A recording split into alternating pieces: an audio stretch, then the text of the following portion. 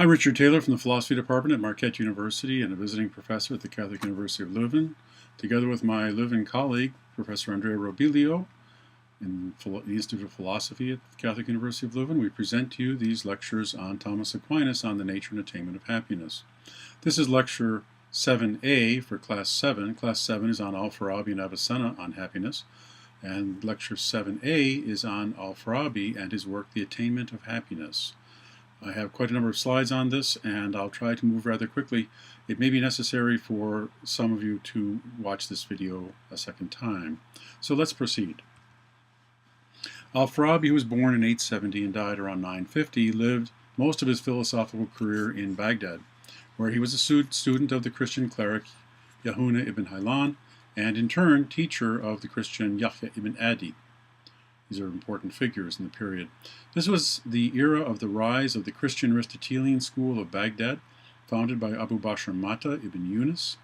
And regarding this, you should see the article on al-Farabi by David Reisman in the Cambridge Companion to Arabic Philosophy, and also Amos Bertolocci's piece, Arabic and Islamic Metaphysics, in the Stanford Encyclopedia of Philosophy.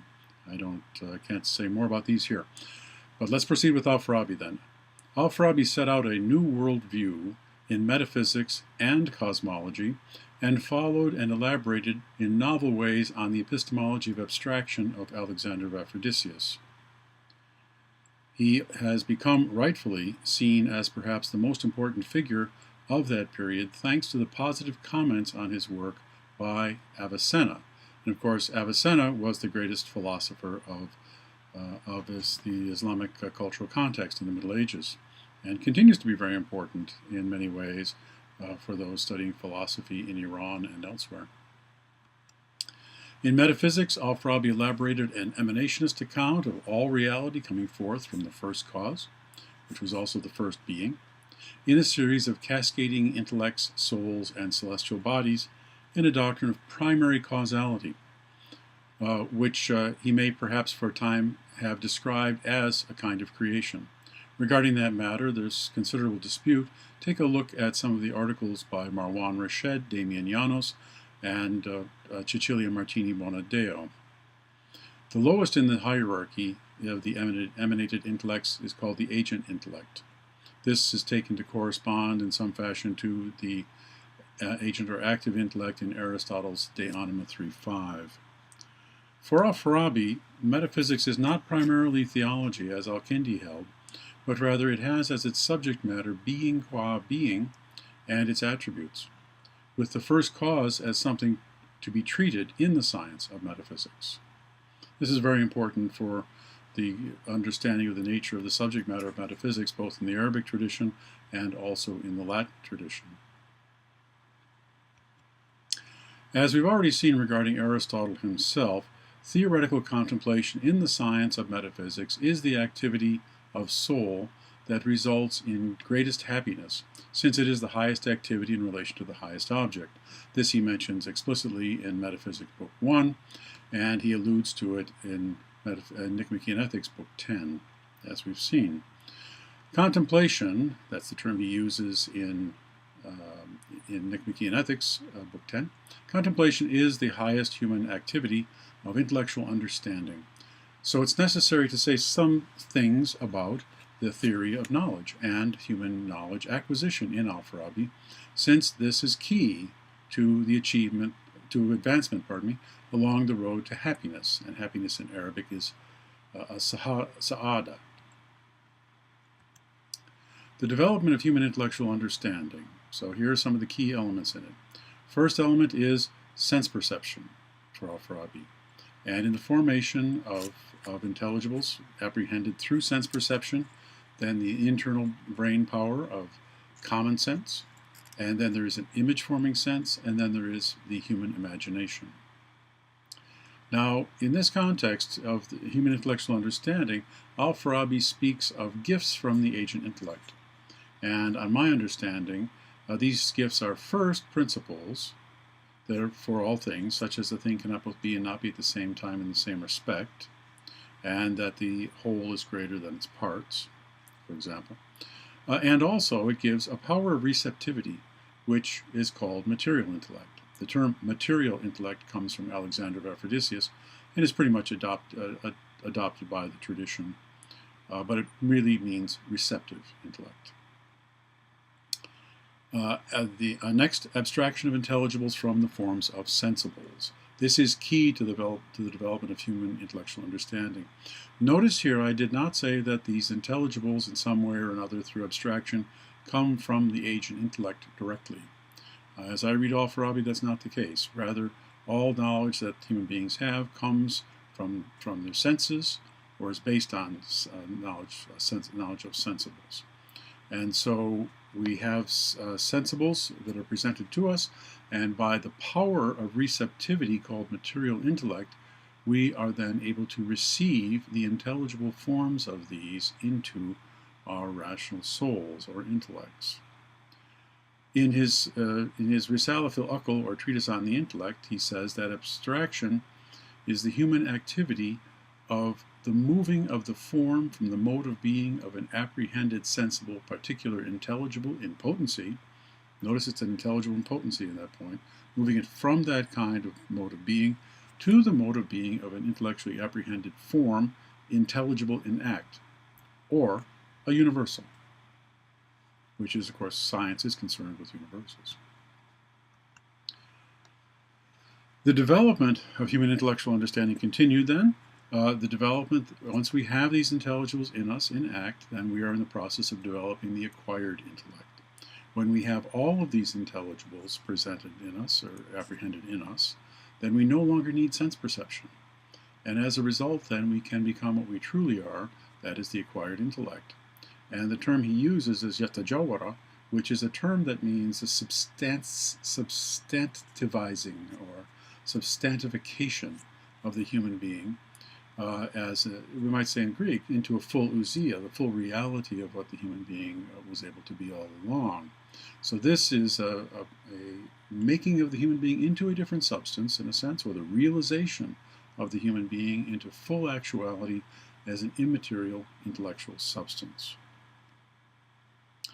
And then that substance, as it understands more and more, it rises, he says, to the level of the agent intellect. He does not say it becomes identified with the agent intellect, that we are absorbed into the agent intellect, or anything of that sort. Those are things that in some fashion or another are said by his follower, his Andalusian follower, Ibn Bajjah, to whom I'll make a little bit of reference shortly. Further, this very activity of developing the acquired intellect and becoming an intellectual substance is in fulfillment of the human being. This is the true meaning of the afterlife for al-Farabi, namely the fulfillment of the human being as an intellectual substance in knowledge and ultimate happiness. Let's turn now to the attainment of happiness. The opening pages of this work, here we see al-Farabi leaves us with a sense of wondering just how the discussions of primary principles and multi-level genera and species of various kinds are relevant to our issue of the attainment of happiness, the title of the work. But by the end of this rich text, readers will have a very clear understanding of al-Farabi's synthetic and insightful political and social philosophy, as well as key aspects of his understanding of metaphysics and epistemology. And his understanding of the nature and relation of philosophy and religion is also set out very clearly and without hesitation by the end of this treatise. In the opening section, al-Farabi explains the method for the attainment of truth in the investigation of problems. He says, quote, "We must ascertain the conditions and states of the first premises and the order of their arrangement if they are to lead the investigator necessarily to the truth itself and to certainty about it. The 5 conditions and states of the first premises and the order of their arrangement, when they cause the investigator to wander from the truth, perplex him and prevent him from perceiving even where the truth of his problem might lie." So we have to be careful about that. The conditions and states of the first premises and the order of their arrangement, when they provide belief and persuasion about a problem and make one even fancy that this is certainty, although it is not. And 4, the conditions and states of the first premises and the order of their arrangement, when they lead the investigator not to the truth itself, but to a similitude and image of the truth. The reference to similitude and image of the truth here is as that truth is represented to other people who are not capable of understanding philosophy, as in the case of religion, says al-Farabi. But we'll see more of that shortly. In this way, then, logic itself allows us to critically determine, quote, that is, quote, to discern whether what we infer is certain knowledge or mere belief, whether it is the thing itself or its image and similitude. It enables us also to examine what we've learned from others and what we ourselves teach others. That is, logic allows us critical discernment. He then goes on to explain further how principles allow for demonstrations of the fact, that is, it was with Aristotle, the hoti or quia, or demonstration of the cause, dioti or propter quid, and proceeds to discuss the formation of the understanding of genera and species on multiple levels. Note regarding this that then on pages 17-18, he speaks of ascending to higher and higher levels in determining the higher principles of collections of things. If you see some likeness to Plato's discussion in Republic 6, knowing forms through forms, you are thinking rightly. Later, Ibn Bajjah or Amanpache in Andalusia will try to use this method in his own way. Now, what Ibn Bajjah tries to do is to say that we can go higher and higher through abstractions and forming ones over the many. Think of the Platonic notion of forming a higher understanding of something by, as Plato puts it, turning about and positing a one over the many, and that one would be the form. Well, something of that sort is going on in al-Farabi, and that's used by Ibn Bajjah later on in his treatise on intellect to indicate that this is how we come to have the highest knowledge and come to be connected with the agent intellect. That's very different from what al-Farabi does, and I think different from Plato in many respects, but we proceed.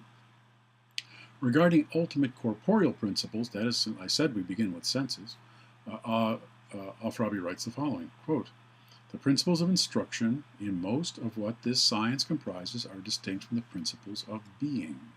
So the principles of instruction, it's how we come to understand things, and then principles of being, how things are themselves, what are the principles of the things themselves.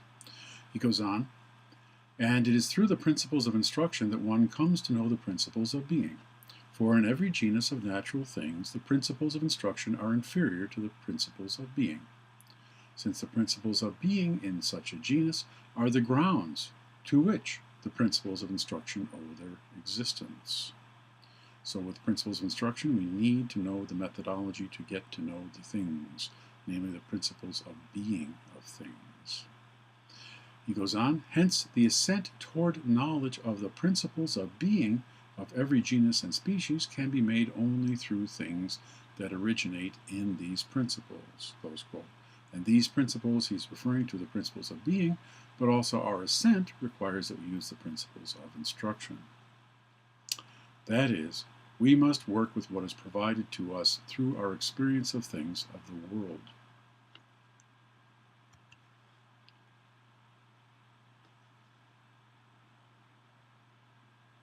And he goes on regarding these. He says, I'm going to pause here. I'm going to redo this slide and delete what came earlier. And so now I'm going to begin with this slide properly done. This is going to be slide 10 after I change things here. So now I'll begin, and here we go. 3, 2, 1. Regarding ultimate corporeal principles, al-Farabi writes, quote, "The principles of instruction in most of what this science comprises are distinct from the principles of being.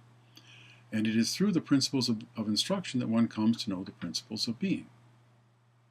So, through the ways and methods that we use to understand, we come to know the principles of being and beings.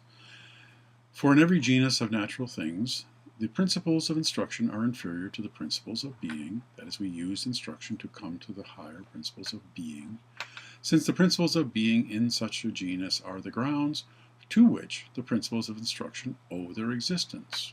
So what we derive from those and we have as principles of instruction, we must order appropriately to come to understand the principles of being. Hence, the ascent toward knowledge of the principles of being of every genus and species can be made only through things that originate in these principles. That is, we must work with what is provided to us through experience of things of the world, and in that way ascend to higher and higher principles. We ascend through principles of instruction to principles of being, and then can descend using the latter to construct more appropriate and accurate principles of instruction to advance further in our understanding. Earlier I explained al-Farabi's conception of the end of human beings as a substantial transformation into an immaterial intellect.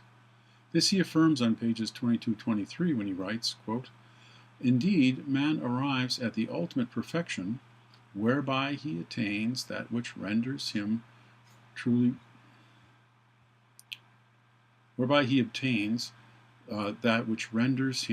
substantial, only when he labors with these principles toward achieving this perfection. Moreover, he cannot labor toward this perfection except by exploiting a large number of natural beings, and until he manipulates them to render them useful to him for arriving at the ultimate perfection he should achieve." Close quote.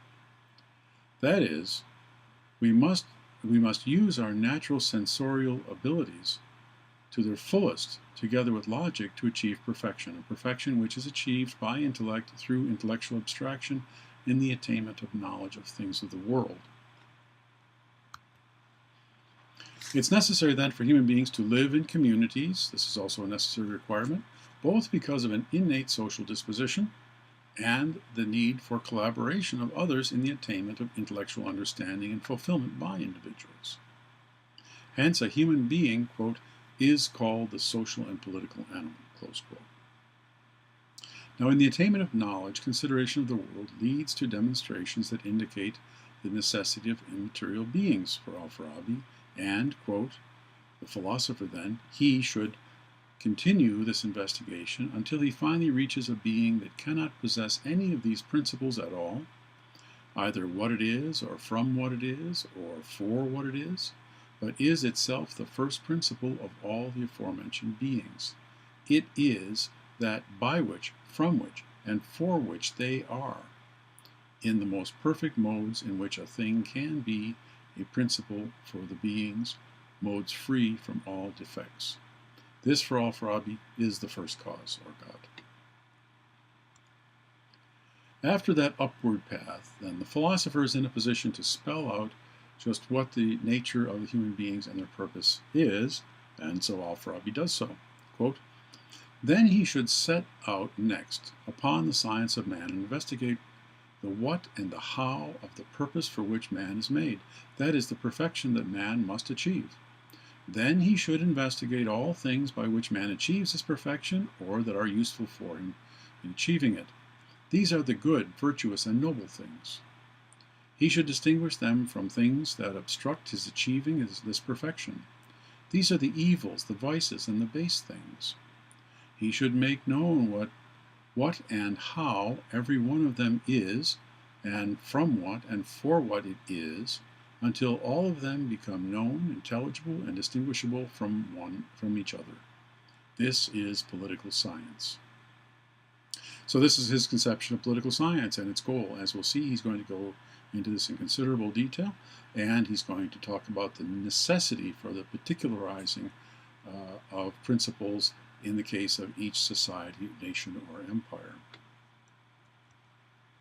While the science of politics requires careful consideration, then, of the social, religious, geographical, educational, and intellectual contexts, the key to the formation of society for the sake of the attainment of fulfillment, namely happiness, is mimesis, or imitation, or the formation of likenesses. For humans should know their natural place in the universe and its hierarchy, and in doing so imitate the eternal nature of the universe, which is more perfect than human beings.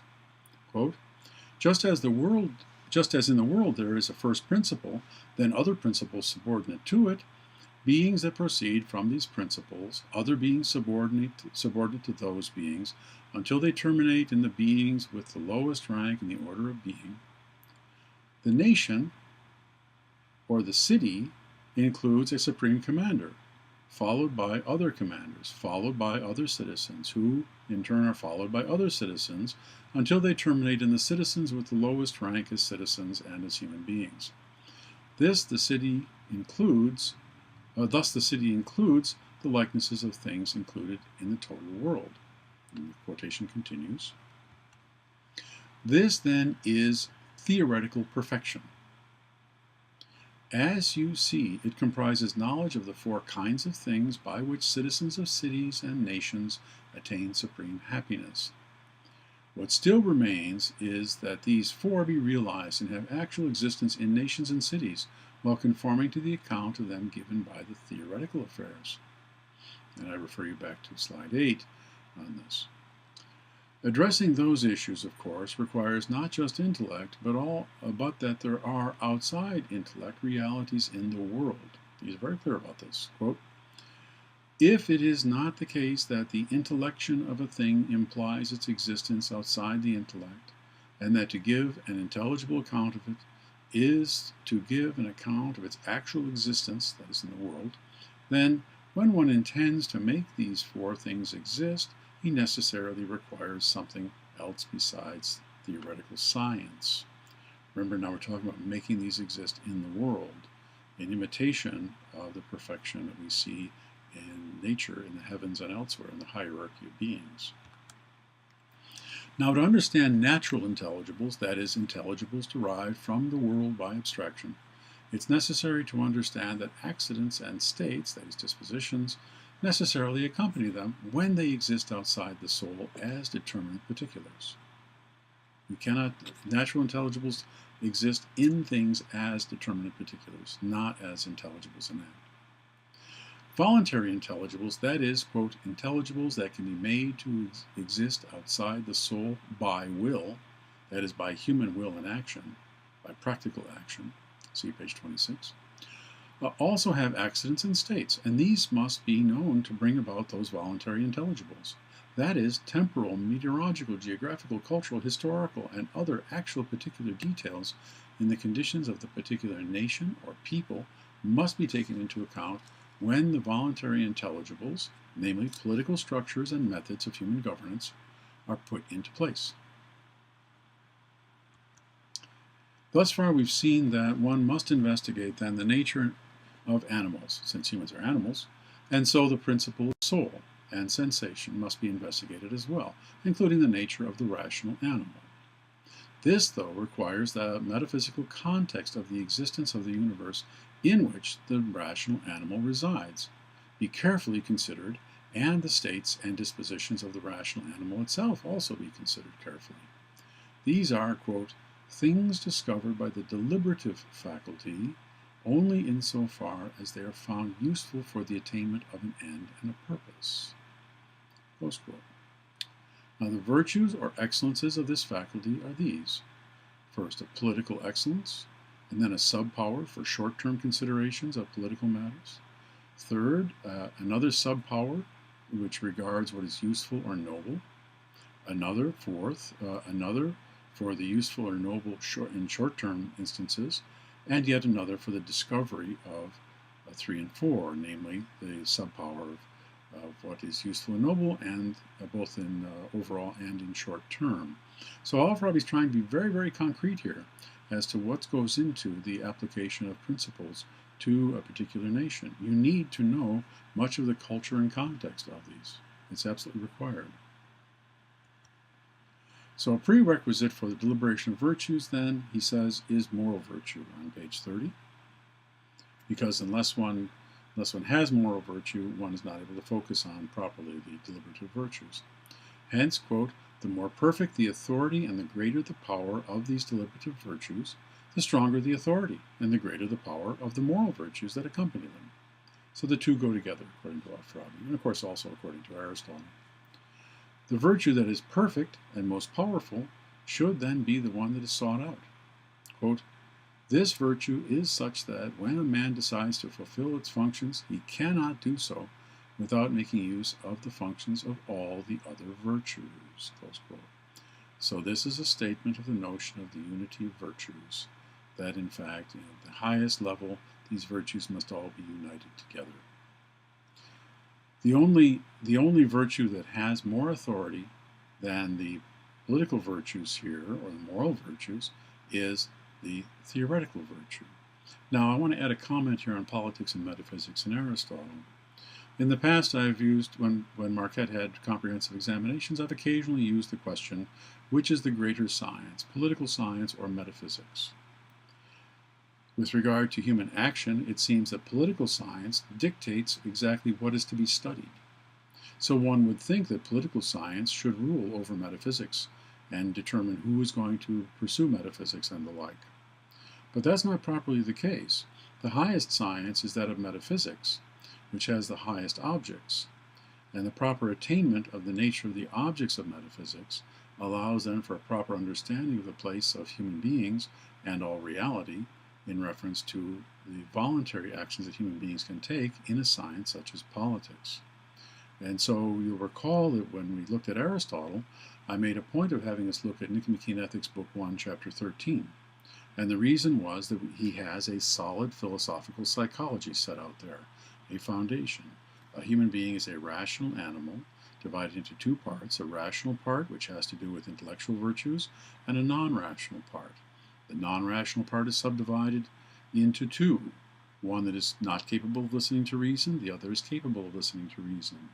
And the task of practical philosophy, for the most part then, or moral philosophy and ethics, is to get that last part under control of reason. The part that listens to reason, we might describe this today as, that can listen to reason, we might describe it today as our emotions. Our emotions must be put under guidance of reason. And so to the extent that we do that, we do something good for the entire human soul. And so we need to know about things, and we need to have the theoretical or scientific understanding of the nature of reality before we can get into the issue of bringing about certain voluntary intelligibles or voluntary states through will in a practical science such as politics or its subdivision ethics. The human deliberative power is something formed by will, says al-Farabi. That is, it involves voluntary intelligibles. I cite that for the opportunity to be perfectly clear. It's on page 33. But following the lead of Aristotle, al-Farabi recognizes that not all human beings have identical natural abilities, since it's obvious that some have, quote, superior deliberative power, others just below them, and so on, in a hierarchy. If this is so, then not every chance human being will possess art, moral virtue, and deliberative virtue with great power. Close quote. So, as in Plato's Republic, al-Farabi understands that there are various levels of ability among citizens. He writes, quote, therefore the prince occupies his place by nature and not merely by will. Similarly, the subordinate occupies his place primarily by nature and only secondarily by virtue of the will, which perfects his natural equipments or abilities. This being the case, the theoretical virtue, the highest deliberative virtue, the highest moral virtue, and the highest practical art are realized in those equipped for them by nature. That is, in those who possess superior natures with very great potentialities. That's page 34. So the leader of a nation or nations must carry out the particularization of voluntary intelligibles in the development of the virtuous nation or empire. The realization of virtue in such a state takes place by two methods, instruction and character formation. Quote, instruction proceeds by speech alone, says al-Farabi. The formation of character proceeds through habituating nations and citizens in doing the acts that issue from the practical states of character, by arousing in them the resolution to do these acts.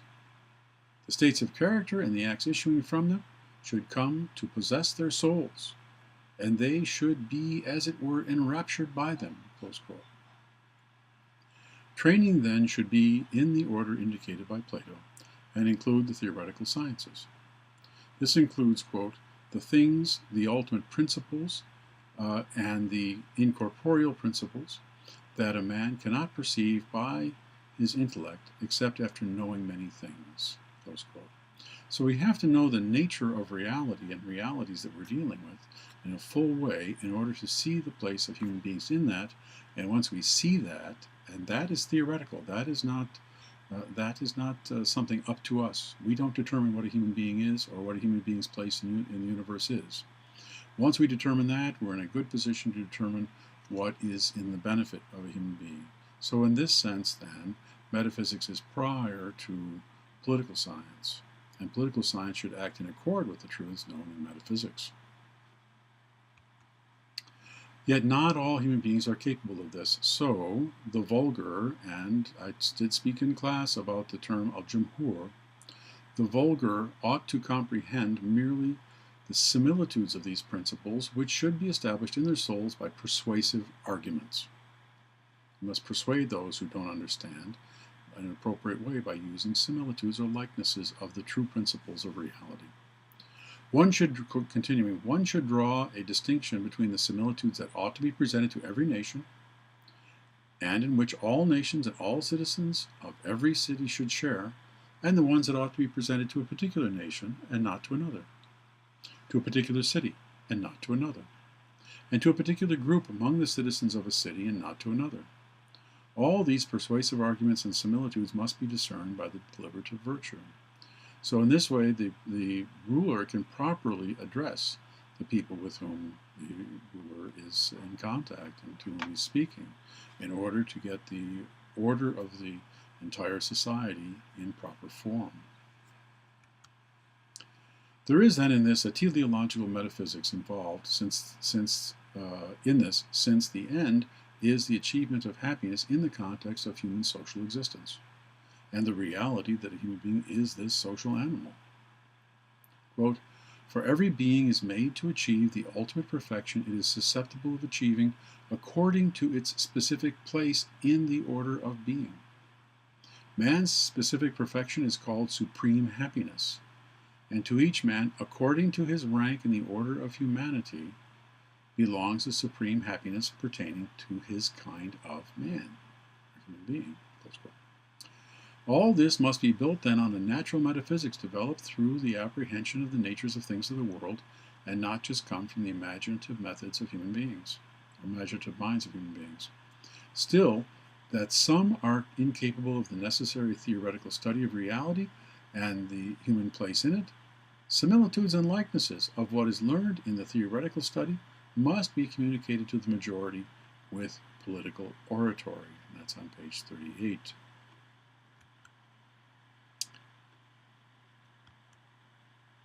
This must involve then, quote, methods of persuasion and imaginative representation, close quote. That's on page 42.